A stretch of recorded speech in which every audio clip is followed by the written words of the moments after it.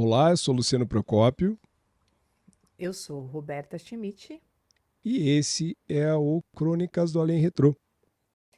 E antes da gente começar, eu gostaria de dar um recado, né, importante e rápido aqui sobre o nosso podcast. Nosso podcast, ele é sobre... A gente faz comentários dos relatos, né? A gente pega os relatos dos ouvintes e a gente faz os comentários em cima deles. Quem convidou a gente para fazer isso foi o Cristiano Zoucas, né? E foi aí que começou a nossa parceria. No começo do ano, ano passado, não sei, a partir do momento que a gente trouxe ele para uma entrevista no nosso canal. É, Então, para quem chegou agora, sim, nós fazemos comentários dos relatos, mas a gente sempre menciona qual é o relato que a gente está falando, porque quem quiser ouvir só o relato, pode ir lá no canal e ouvir e tá tudo certo. E para deixar claro, a gente não quer desacreditar ninguém, né, ou nenhuma experiência. E muito pelo contrário, quando a gente comenta, é justamente para a gente se conectar com quem escreveu, com quem está ouvindo, é para a gente trocar experiências, é para a gente pirar, é para a gente levantar teorias, enfim, é para a gente filosofar um pouco, é para a gente se divertir e para a gente abrir a mente e falar, nem, olha, não é só isso, pode ser tal coisa, pode ser tal coisa. E nessas a gente acaba contando as nossas experiências também. E eu acho que, pelo menos para a gente, enriquece bastante. E tanto eu quanto o Luciano, a gente faz o podcast porque a gente gosta, né? Antes Uhum. de qualquer coisa, o podcast, do nosso podcast, ele nasceu para nos divertir, nos divertir. E a gente poder compartilhar esse divertimento é muito legal com quem quer compartilhar conosco, com quem quer se divertir, com quem quer pensar, com quem quer refletir conosco, super bem-vindo. Quem não quer, tá tudo bem também, gente. Acho que no próprio canal do Relatos tem vários, né, episódios de diferentes podcasts que são colaborações de diferentes tipos. Então dá para escolher, não só dentro do Relatos, como dentro do Spotify mesmo. É, Então é isso. A gente vai continuar comentando, a gente vai continuar conversando, porque a gente gosta de falar. E, exatamente. e E, é isso. e gostamos, isso aqui para nós é uma diversão, isso aqui é para nós que moramos distantes, é uma mesa de bar para uma conversa sobre algo que nos interessa, como é normalmente uma conversa de uma mesa de bar.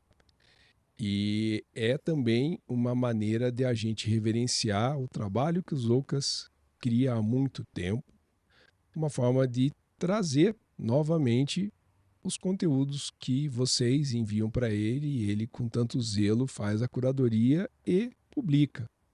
Então fica a questão, vocês querem ouvir o relato na íntegra? A gente fala no início, que é o que eu vou falar daqui a pouco, o número do relato. Vocês podem voltar e escutar ele na íntegra.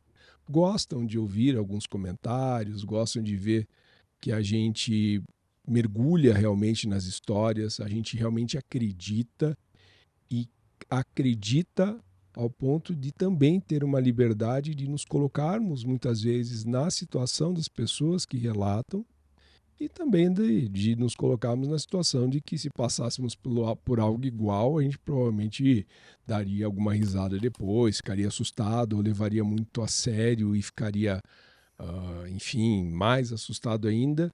O que quer que seja, saibam que aqui com Crônicas, esse é o nome do quadro aqui dentro, nossa participação enquanto Defining Ghosts dentro do Relatos do Além, que é o Crônicas do Além, ou seja, comentários sobre relato dos ouvintes que já passaram.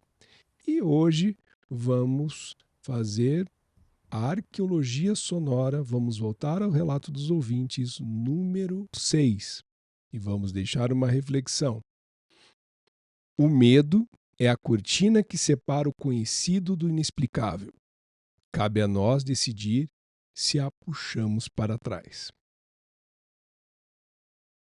Olá, ouvintes do Relatos do Além. Eu me chamo Letícia, eu sou do Rio de Janeiro e hoje eu vou estar contando as histórias da casa em que eu morei por 18 anos, mas que eu diria que o primeiro ano assim foi o mais tenso e difícil para mim. Essa casa ela fica ali em Guadalupe, bem próximo à Avenida Brasil e bairros tipo Deodoro, Coelho Neto e Irajá.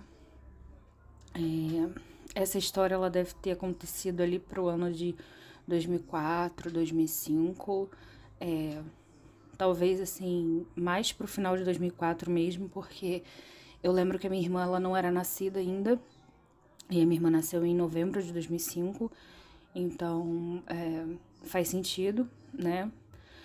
E bom, quando a minha mãe ela resolveu casar de novo, a gente acabou se mudando, né, pra essa casa.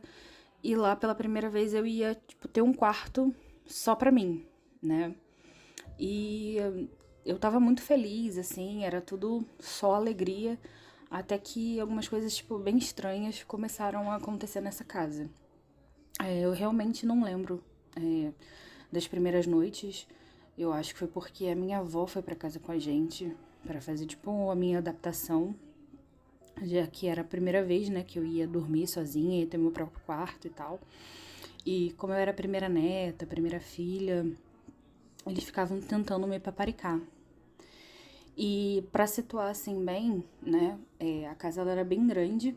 Era não, né? Ela continua sendo, porque minha mãe continua morando nela. E ela tem 2 andares. E assim que você entra nela, né, depois de passar pelo portão, pela garagem, pela varanda, você chega na sala. Aí, entrando na sala pra direita, vem o quarto da minha mãe e do meu padrasto, e ali termina a parte da frente da casa. Pra esquerda tem um corredorzão, né, que tem um escritório, que era pra direita, assim, do corredor, que posteriormente virou o quarto da minha irmã. Tem o banheiro, que fica numa porta pra esquerda, e bem lá no final vem o meu quarto, né, meu antigo quarto, a cozinha, e no fundo da cozinha tinha uma porta para onde dava para a área de serviço. Mas assim, resumindo, tanto para eu sair do quarto da minha mãe ou da sala e ir para o meu quarto, ou ir para o banheiro no meio da noite, ir para o quarto da minha mãe no meio da noite, eu tinha que passar pelo corredor, que era enorme para uma criança de 11 anos. Enfim, continuando a história, eu realmente não me lembro, assim, das primeiras semanas enquanto a minha avó tava lá. A minha cama, né, apesar de não ser um quarto só pra mim, eu lembro que a minha mãe fez questão de comprar daquelas tipo bicama, que é uma cama que puxa embaixo, né, justamente pra minha avó, quando fosse lá, pudesse ter onde dormir. E assim, por conta disso, tipo, da minha avó ir pra lá muitas vezes no começo, eu realmente não sei ao certo quando essas coisas estranhas começaram a acontecer. Não sei se é porque tem muito tempo, não sei se é porque quando a gente é criança, tipo, a gente não tem muita noção, né, de tempo, de dia, de hora. Mas a minha primeira lembrança, assim, bem aterrorizante naquela casa foi num dia que eu, no meio da noite, acordei com aquela sensação como se alguém estivesse me olhando, sabe? E é um detalhe, assim, a meu respeito, é que eu tenho um sono extremamente leve. Então, tipo, até hoje, se alguém entrar no quarto e ligar a luz, mesmo sem fazer barulho nenhum, eu acabo acordando. Mas então, naquela noite eu lembro de eu acordar, né, com aquela sensação de ter alguém me olhando. Eu tava bem sonolenta, assim, mas eu lembro de olhar pros lados, não haver ninguém, obviamente. E aí eu tentei voltar a dormir. Só que a coberta que tava em cima de mim, né, acabou, tipo assim, sendo meio que puxada lentamente, sabe, até cair no chão. E assim, eu sei que é normal, às vezes, quando você tá de coberta, só que a maior parte da coberta tá pro lado de fora, aí ela meio que faz um peso e acaba caindo sozinha. Eu sei que pode acontecer. Só que eu lembro, assim, claramente desse dia, tá com a coberta totalmente em cima de mim, entendeu? E, assim, ela foi caindo lentamente, como se realmente tivesse alguém ali embaixo da cama puxando ela. Só que o mais tenso é que, tipo assim, quem sabe, quem conhece bicama, quem já teve bicama, sabe que não tem parte de baixo, né? Ela é tipo uma cama box que a gente tá acostumado hoje em dia, ela fica direto no chão.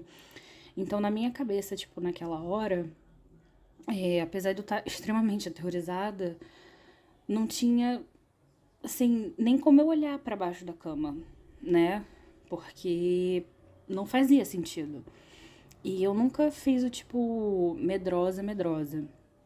Eu posso estar cagada de medo, assim, mas eu sou curiosa demais. Então eu sou do tipo que ouve barulho e acaba indo atrás, né? Então, quando a coberta tava lá no chão, eu fiquei assim uns bons minutos pensando como é que ela tinha caído, né? Pensando que era impossível ser alguém debaixo da cama, por não ter debaixo. E só pensei, sei lá, que eu tava sonhando, ou que eu me mexi muito a ponto de fazer a coberta cair. E aí ela acabou parando ali no chão. Aí eu lembro de colocar assim, uma mãozão no chão, puxei a coberta, me cobri novamente, tentei voltar, dormir assim, com fé no pai, porque foi como, sei lá, se minha cabeça não tivesse querendo acreditar que nada daquilo estava acontecendo e tivesse meio que desligado para me proteger. Só que o problema é que no dia seguinte, e no dia depois, e depois, e depois, continuou acontecendo a mesmíssima coisa. Obviamente, eu acabava duvidando que era só eu me mexendo, até porque eu realmente tinha essa sensação de coberta sendo puxada, né? Quando você tá dormindo e alguém puxa a sua coberta, é diferente de quando ela simplesmente cai. Então eu tava muito aterrorizada. Mas eu acho que nesse ponto, eu também tava tão cansada, assim, de acordar durante a noite, ter que fazer a mesma coisa sempre, que eu já tava meio que no automático e às vezes nem dava meio que bola, assim, sabe? Eu só acordava, sabia que a coberta ia estar no chão e aí pegava ela. E foi, acho que nesse momento, que as coisas começaram a ficar mais pesadas, assim, eu diria. Depois de algumas semanas, assim, talvez, nesse mesmo ritual de tira casaco, bota casaco, eu acordei numa noite, o lençol tava no chão, obviamente, de novo, mas antes que eu conseguisse me debruçar, né, pra poder pegar ele do chão, eu senti uma mão extremamente gelada agarrando meu calcanhar. É, eu acho que eu nunca senti tanto medo na minha vida como naquele dia. E falando aqui, eu quase que consigo sentir a mão no meu calcanhar de novo, sabe? É como se meu coração tivesse a mil. E, assim, um detalhe importante do meu quarto, né, pra situação ficar um pouco mais visível, ele devia ser, sei lá, um quarto de 3x3, não sei ao certo, mas a porta, ela ficava exatamente no meio da parede, né? E assim que você entrava, você dava de cara com a janela e debaixo da janela ficava a minha cama. E eu lembro que minha mãe tinha assim uma regra, depois que a minha irmã também teve que seguir a mesma regra, que a gente não podia dormir com a porta fechada, né? Então, assim, quando naquele dia eu senti aquele negócio gelado, né, pegando meu calcanhar, eu primeiro fiquei, assim, meio que paralisada, né? Como se o medo tivesse tomado conta de mim, real, assim. A ponto de eu nem conseguir pensar em nada. Só que depois eu meio que, sabe, acho que o cérebro ali falando, toma coragem, cria coragem, faz alguma coisa. Eu dei um pulo assim pra trás, né, na cama, segurei as minhas pernas, fiquei sentadinha assim, tentando me encolher, sabe, o máximo, e ficar encostada na parede que tava atrás de mim. Ficar o mais próximo possível da parede, porque aquilo ali era como se fosse o lugar mais seguro do meu quarto naquele momento. Só que aí a parada ficou ainda mais bizarra. Porque assim, eu só senti as costas encostadas na parede super gelada. A coberta tava lá no chão, porque nem por um cacete que eu ia pegar. Meus olhos estavam assim fechadinhos, quase pedindo para aquele troço sair dali, porque eu tava morrendo de medo. E foi aí que eu vi, tipo, alguma coisa assim nas minhas costas, como se viesse assim da janela. E eu realmente não lembro, assim, como era a voz. Se era a voz masculina, se era a voz feminina. Era mais como um sibilar mesmo, sabe? Como se fosse um chiadinho atrás de mim. E aí eu lembro que quando eu virei, eu vi alguma coisa que se parecia com um vulto. E eu me estremeci assim toda, da cabeça aos pés. Só que assim, hoje eu fico tentando racionalizar, né, aquela situação. Então, eu realmente não sei se eu vi alguma coisa ali ou se estava escuro demais e as luzes da rua fizeram algum tipo de forma, né, quando entraram pela janela, e acabou me confundindo. E aí, como eu virei a cabeça muito rápido, né, eu acabei deduzindo que era um vulto, sei lá. Eu só sei que, tipo, foi o gatilho ali, naquele momento, pra eu pular que nem doida da cama e ir correndo pro quarto da minha mãe. Só que acontece que, assim, depois que eu pulei da cama, saí do meu quarto, eu teria que passar pelo bendito do corredor, né? Como se ele já não fosse aterrorizante o bastante, né? Pra mim, de 11 anos de idade e de dia. Então, imagina de noite, depois de alguma coisa, pegar o teu pé, né? Então, só de pensar, assim, eu fico... Eu nem sei o que sentir. Mas aí eu tive que, né, juntar toda a coragem que eu tinha e foi meio que correndo, sabe, pelo corredor com uma sensação, assim, absurda o tempo todo de que tinha alguém, assim, atrás de mim cheirando meu cangote, sabe? Eu sentia a respiração. E, estranhamente, quando eu entrei no quarto da minha mãe pra chamar ela, tipo, tudo parou, sabe? Eu não sentia mais nada atrás de mim, eu não sentia, não ouvia voz, eu não... nada. E eu tava tão, assim, aterrorizada que eu lembro que eu comecei a cutucar muito forte minha mãe, chamando ela. Ela, obviamente, não tava entendendo nada e acho que nem acreditou muito em mim, né? Quando eu tava falando. E aí ela só falava que era coisa da minha cabeça, que era pra eu tentar dormir. E aí, como eu repeti várias vezes que eu realmente não conseguia dormir, ela falou pra eu acabar indo pra sala, né? E pra ligar a TV, pra, enfim, ver alguma coisa na TV. E eu lembro que naquela época, tipo, nem existia net, essas TV a cabo, assim, que tem atualmente, né? E o que a gente tinha lá era uma... Eu acho que era TV a cabo, mas o nome era Direct TV, né? E era uma daquelas que precisava de uma antena, assim, enorme, que ficava no telhado pra poder pegar. E eu acho que essa foi a primeira noite, assim, que eu passei a noite toda vendo o Adult Swim, né? Minha mãe achava que era desenho, só que a gente sabe que não. E daquela noite em seguida, isso acabou continuando acontecendo várias e várias vezes.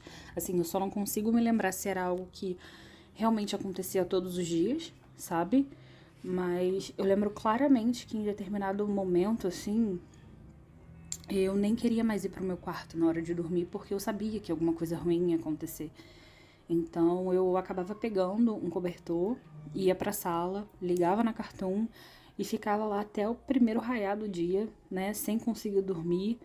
E a minha sorte era que naquela época eu estudava numa escola na parte da tarde, e então eu acabava conseguindo dormir ali de 5 da manhã até as 11 da manhã, mais ou menos. E depois acordava, tomava meu banho e saía, que eu pegava 1 hora da tarde, né?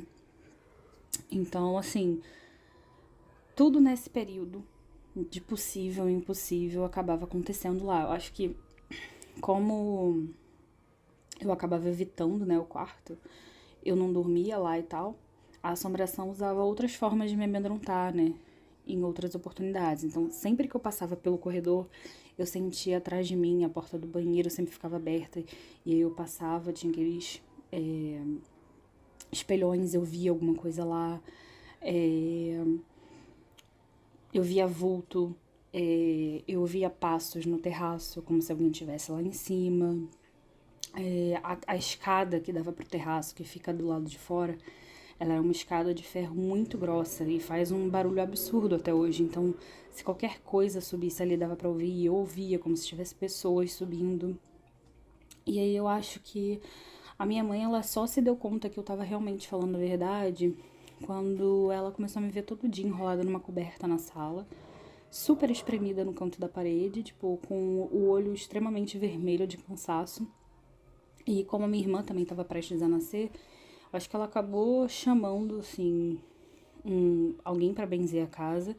E aí eu nunca mais tive esse problema. Mas, assim, é interessante também ressaltar que eu não era a única que via coisas lá, sabe? Os adultos em casa não viam nem ouviam nada.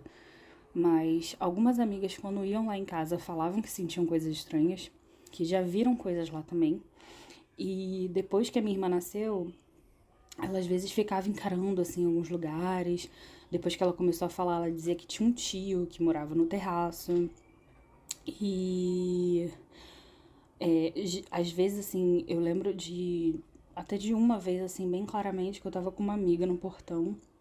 E a minha irmã se afastou, assim, e foi meio que acompanhando uma pessoa subindo as escadas. E aí, quando a gente perguntou pra ela o que ela tava vendo, ela disse: Ah, não, é só meu tio subindo as escadas. Olha, Então, assim, bem absurdo. Mas essa é a minha história. Eu já tive algumas outras experiências além dessas durante a vida, mas eu acredito que a mais estranha e impactante tenha sido essa.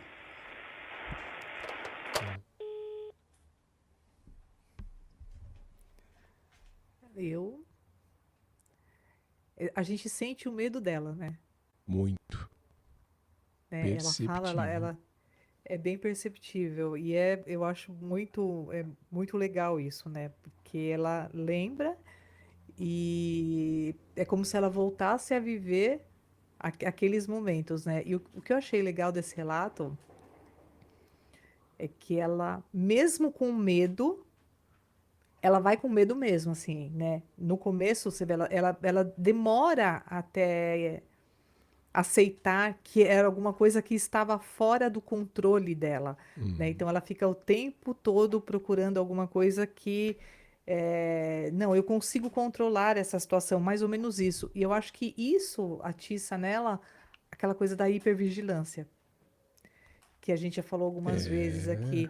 Quando a gente está nesse estado de hipervigilância, e eu não estou desacreditando o relato, pelo contrário, mas eu acho que aí a chance da gente se conectar com os fenômenos é maior, porque a gente tá assim, olha, eu tô aqui predisposto, esperando né? super predisposto, tô aqui esperando que você aconteça, né? Até pela recorrência, né? Exatamente. Acontece E tanto que até se acho que marcasse hora seria a questão, né? Eu já sei que toda noite ou a maioria das noites vai acontecer, né? então, mas aí você vê que ela cria um rito também. Essa recorrência faz com que ela também crie assim como os fantasmas, as assombrações. Eu acho que tem muita coisa de poltergeist aqui, porque as coisas se mexem, né? Se movem, Uhum. toque. Mas ela também cria uma rotina que propicia que isso também aconteça, né? Sim. Então, assim, tipo, agora estou esperando. Mas ele tem várias coisas. Eu anotei um monte de coisa aqui, acabei me perdendo. Tantas coisas que eu anotei. é, que ela também, mesmo sendo uma criança, ela é extremamente racional e inteligente, porque ela ainda consegue, com tudo isso, com esse medo, com essa paralisia toda, criar uma zona de conforto ali para ela, um cantinho de segurança, né? É. Onde o cobertor, a sala e tudo mais vai me deixar mais protegida ou em segurança. Ela entendendo, isso que você usou é bem claro, né? Ela entendendo que talvez da forma como ela via e relatava para a família não gerava uma crença no que ela falava, ela foi se virar sozinha, ela achou um cantinho para ela e talvez tudo isso que você falou, né, fazendo um comentário já para te devolver, tudo que ela vai criando, ela vai fomentando que essa entidade ali acabava representando, né? Quer dizer, muitas vezes o medo é que alimenta esse tipo Exato. de existência. E se no começo realmente ela demonstra ali que não, no começo ela tentava ignorar, né, foi necessário que a entidade intensificasse e aí passasse sim a puxar o cobertor para causar mais, né, para ter impacto nela ali, enfim, Uma guerra, né? Uma tô verdadeira guerra. aqui e isso aqui enfim, eu tenho uma outra teoria que mais para frente eu vou comentar e ó, se liga, você é a criança, a gente sabe que É, criança normalmente tem uma maior sensibilidade para perceber essas coisas. Você está me vendo, eu sei, você sabe que eu estou aqui, não se faça de desentendida, né? Como se eu pudesse prever o que ele diria, né? exatamente isso.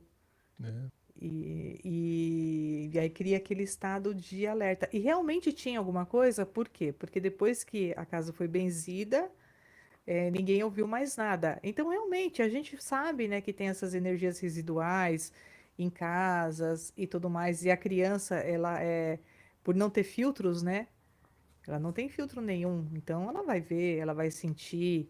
E você deve ter sentido de criança, como eu também sentia, essa Muito. coisa do embaixo da cama. E a gente alimenta realmente, né, essas coisas. E se a gente não tomar cuidado, algumas crescem conosco. Né? Eu já materializei, inclusive, coisas que aí você pensa assim, é a mente fértil de uma criança. Tudo bem, pode Até que ser. ponto, né? Mas só a gente que passa por as situações como ela passou aqui, que a gente sabe dizer o porquê que ela ficou ofegante quando contou, né? Por que ela hesita, e quando hesita no sentido de sentir aquilo tudo de novo quando retoma o tipo de conteúdo, né? E o que você Exato. falou, um pouquinho do final, para a gente retornar, é aquilo: a casa foi benzida, né, ou ela também ali, e ela para de ver. Mas ela para de ver. Porque, pelo que eu entendi da história, a mãe ainda era grávida. Posso estar enganado, talvez tivesse que escutar de novo. E vocês comentem se vocês perceberam outra questão diferente. Mas o que me pareceu é que ela parou de ver, meio que ficou com o corpo fechado, depois talvez desse passe, desse benzimento da casa e dela. Quando a criança nasce, ela relata ali, né, que a criança começa a olhar para o nada, falar do tio, depois retoma isso de novo. Então, às vezes ela foi bloqueada e quem acabou ficando não. Quem estava suscetível ali a perceber então era a irmã, porque não estava. Seria legal poder chamar a irmã para contar, né, a parte dela de tudo isso, Verdade. não como uma forma de comprovação, mas o que é que ela percebeu, quem é que ela viu, o que que ela viu, né, como é que era aquilo que aquela figura que ela viu. E quando a gente volta um pouco, ali já para o início da história, tem uma vamos imaginar assim, né? Ela muda para uma casa nova, né? Ela fala do bairro, então ela vai para uma casa nova. Talvez não corra o risco em estar muito errado em dizer que ela mudou para uma casa onde já habitavam anteriormente outras pessoas, né? A cidade onde ela mora é uma cidade antiga, né? Então a chance de se ter uma casa com as energias residuais ali, acumuladas, pode ser grande. E aí com ela entra na casa e de repente aquelas pessoas ou aquela pessoa que vivia ali permaneceu ali irritada, né? Porque tem gente na casa que é dela, né? Tô construindo um cenário que me parece bastante provável. Sim, E aí sim. começa a atormentar ali, né? Principalmente ela enquanto criança que fica mais suscetível a essas percepções. E só para voltar para você, Roberto, eu acho legal no sentido de detalhamento, tá? Não gosto de ver o sofrimento dela, mas é aquilo que você falou.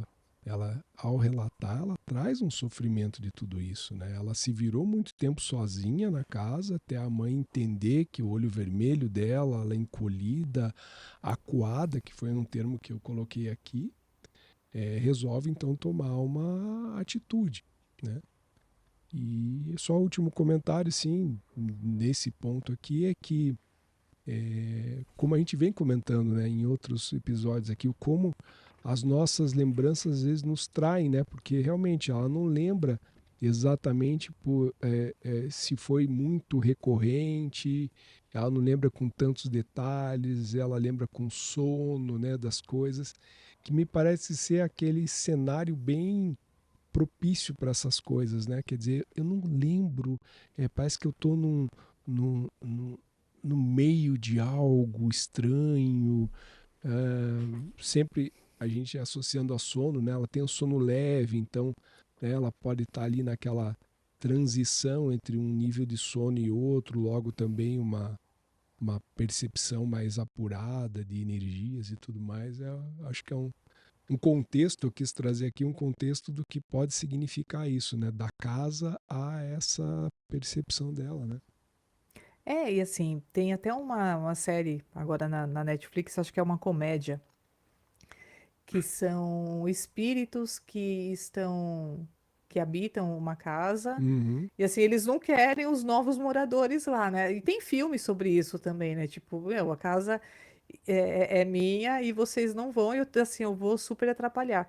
Mas assim, realmente, voltando para o relato e para a forma como ela contou, mesmo ela agora crescida e tudo mais, ela ainda tenta racionalizar, assim, Isso. é, a percepção dela de criança. Então aí a gente vê que realmente ela estava tão sozinha naquele momento, né? Porque ela foi para uma casa maior, ela tinha um quarto só dela, que ela só dividia quando a avó ia, mas ela dormia sozinha. Então ela estava sozinha naquele momento. Então a fuga que ela tinha era falar o quê? Não, isso aqui não existe. E aí eu faço até um link com a frase, né, que a gente falou no começo, eu até anotei aqui, que o medo é a cortina que separa o conhecido do inexplicável. Cabe a nós decidir se a puxamos para trás, né? Isso conecta bem com o relato, porque ele mostra que a linha que separa, né, o que a gente está vendo com o que é interpretado pela nossa mente, ela é tênue. Muito. E ela fez uma escolha no começo, né, que era o quê? Isso aqui é coisa da minha cabeça, né? Então ela pegou, abriu a cortina e falou, mas isso aqui é coisa da minha cabeça, né? E até É, que realmente, como você mencionou, né, essa energia foi intensificando, né? Foi ficando usando outras formas para convencê-la de que, olha, não é coisa da sua cabeça, né? Tem uma presença espiritual aqui, uma força energética que eu sei que você está me vendo e eu vou continuar te atrapalhando até alguma coisa ser feita. é. E apesar de não ser possível tentar racionalizar o que ocorre atrás de uma situação como essa, né? Quer dizer, é claro, na minha mente sempre eu tento pensar assim, e aí podem dar risada de mim, não do caso, do que a gente está relatando, mas eu sempre fico pensando o que passaria pela mente dessa figura, né? Dessa entidade, dessa assombração, para ficar enchendo o saco. E eu não estou tirando sarro do. Pois Eu é. repito, é chato repetir, mas eu não estou tirando sarro da história. Eu estou achando engraçado assim, pô. Eu já contei aqui, mas uma vez meus cachorros estavam muito agitados em casa, latindo dentro da sala, no meio da madrugada, eu levanto, sento no braço do sofá e falo: vem cá, seguinte, você está aqui por algum propósito, imaginando, supondo que tivesse alguma entidade, alguma coisa ali na minha sala, incomodando meus cães. Você quer se manifestar, quer falar alguma coisa? Beleza, juro que eu falei assim. Mas vamos fazer um combinado? Volta no horário comercial porque eu preciso dormir e amanhã eu acordo cedo. Pode parecer muito engraçado, realmente, às vezes parece realmente engraçado. Mas eu tentei ser lógico o máximo possível. Tá? Você quer alguma coisa aqui, que é o que eu estou tentando Tá. dizer Ou dessa fala o que você entidade. quer, né? Fala o que você quer. Sabe, é o propósito, ou é a mente, aí eu vou olhar mais pela espiritual, é uma mente perturbada, daí que não sabe exatamente e tal, tudo bem. Mas se é algo diferente, diz, sabe?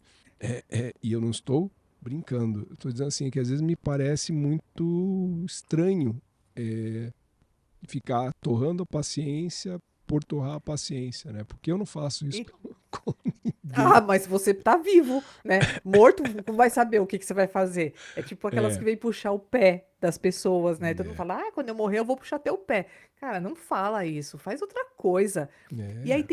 mas foi legal você ter mencionado isso, porque assim, por que à noite? Pois é, sabe qual que é a conexão que eu faço, Roberto? E já te devolvo aí também. É, você vê, quando a gente tá gripado, doente, é sempre no período da noite que a febre Que piora. aparece, que as dores ocorrem, né? Eu que tenho asma é a hora que eu vou tossir a madrugada toda e tal. Eu acho que até alguns aspectos biológicos nossos favorecem, talvez, a imunidade, vamos chamar, e a gente já fez um episódio lá no Defining Ghosts falando sobre algumas questões dos estudos que apontavam a espiritualidade nas pessoas, uma visão científica disso. Às vezes você tem alguma, né, barreira biológica rebaixada à noite que te faça ser mais suscetível, fora o medo, né? Que a gente também, antes da Roberta entrar no canal, tem um vídeo nosso lá sobre o medo do escuro. O desconhecido também te fragiliza e faz, de repente, você ficar suscetível para que essas coisas ocorram, né? E o Então, medo ele te escraviza e te paralisa, né? é verdade.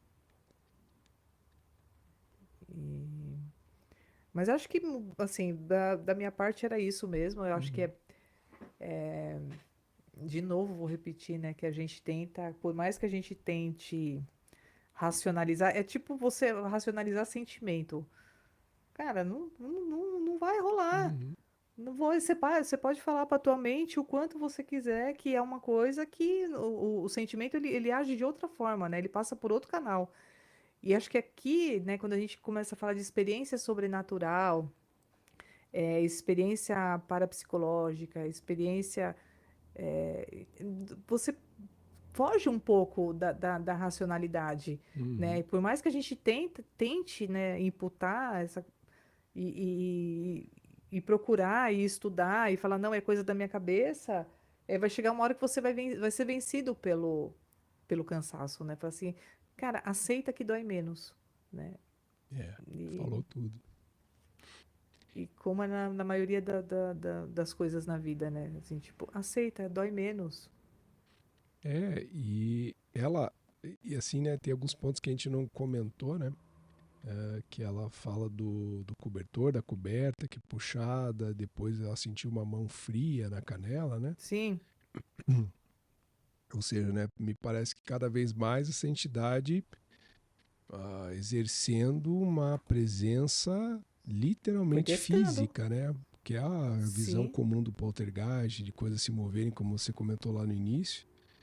E o aterrorizante ali, que é quando ela começa a relatar com mais êxito ali, né? De, peraí, o que é isso?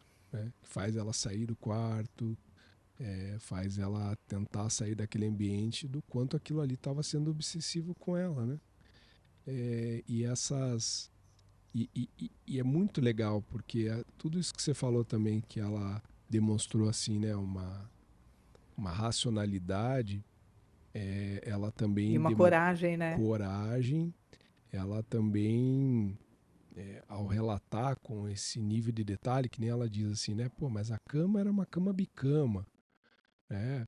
Normalmente essas visões de assombração, tem alguma coisa embaixo da cama, agora, ou de repente a cobertor, né, fosse extremamente pesado e escorregasse, mas a gente estava falando de uma cama muito próxima ao chão, né? Então é esse raciocínio dela que mostra o quanto ela tentou dar, de todas as formas, aterrizar isso para algo mais concreto. Não, poderia ter sido isso. Tá, mas e essa mão gelada que pega na minha perna, né? Aí não tem racional que explique, né? Aí enfim, né? Tem um relato que às vezes eu comento aqui de uma garota que mudou de cidade para estudar numa universidade, foi morar numa República. kitnet e tudo acontecia na kitnet e ela duvidava de tudo, voava coisa lá, isso aí deve ser alguma tábua solta. Aí eu fico pensando do outro lado essa entidade falando, puta que Cara, o pariu, que que mais que eu tenho que fazer pra essa criatura acreditar? né?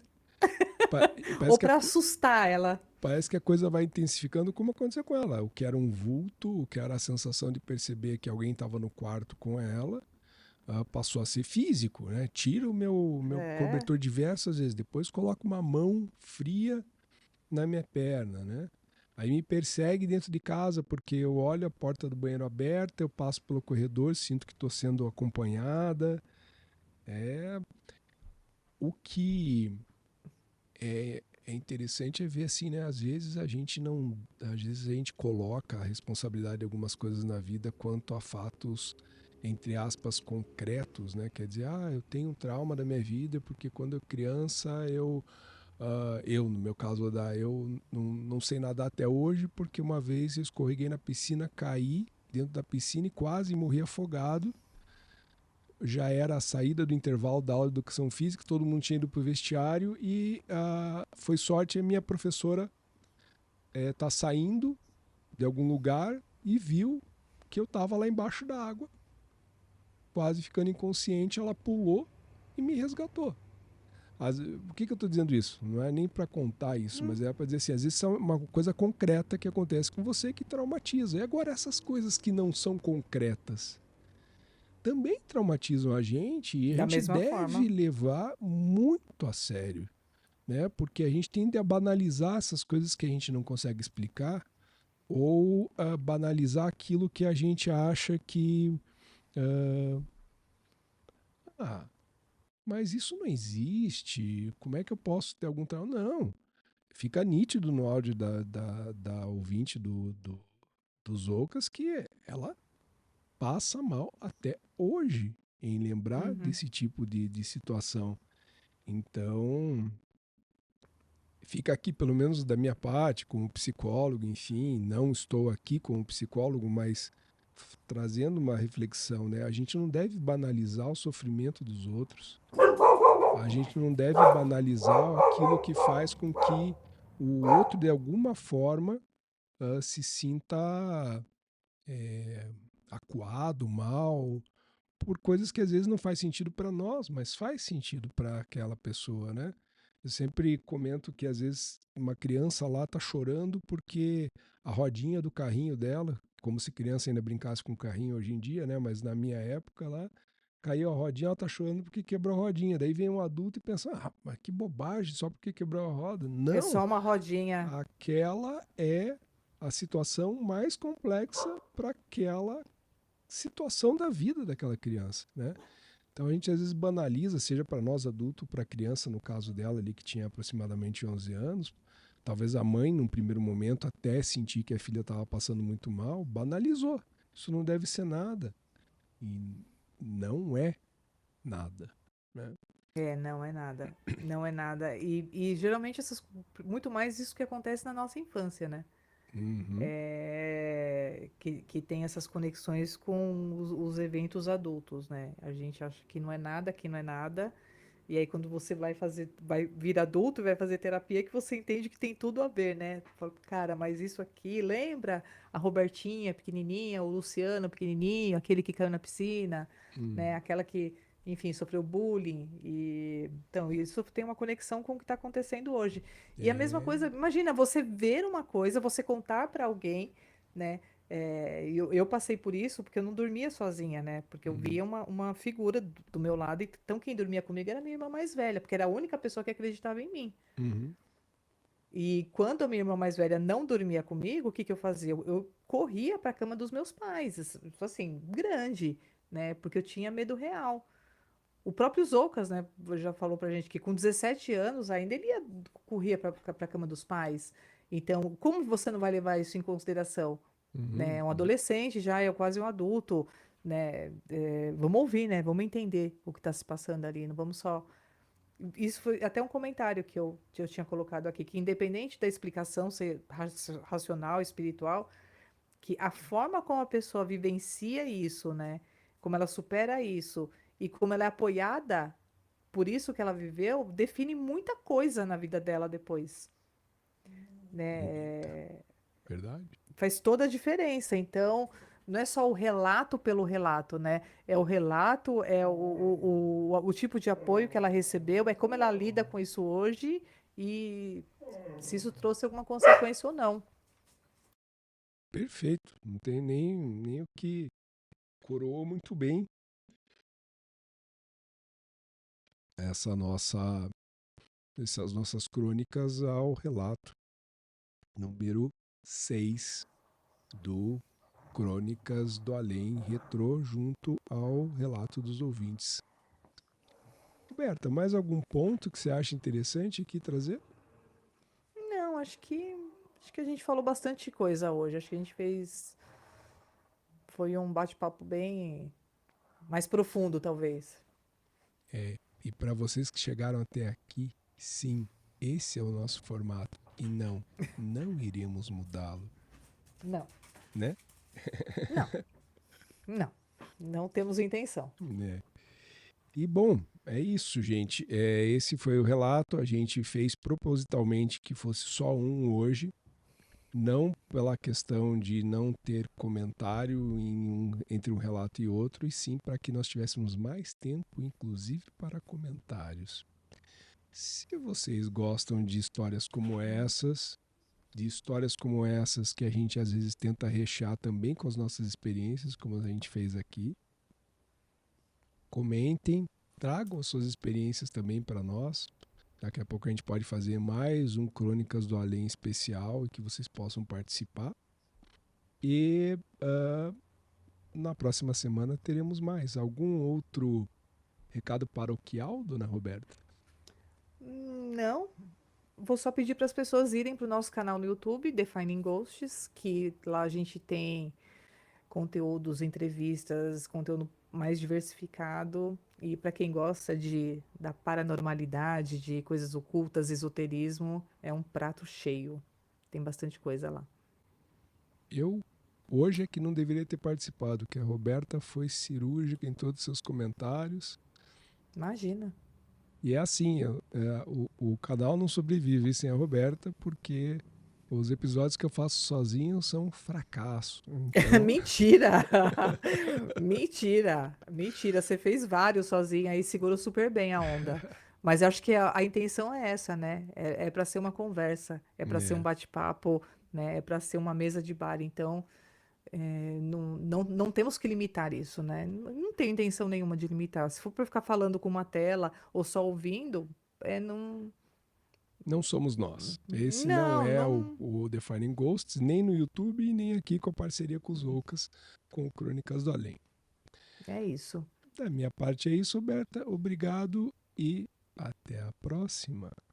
Obrigada.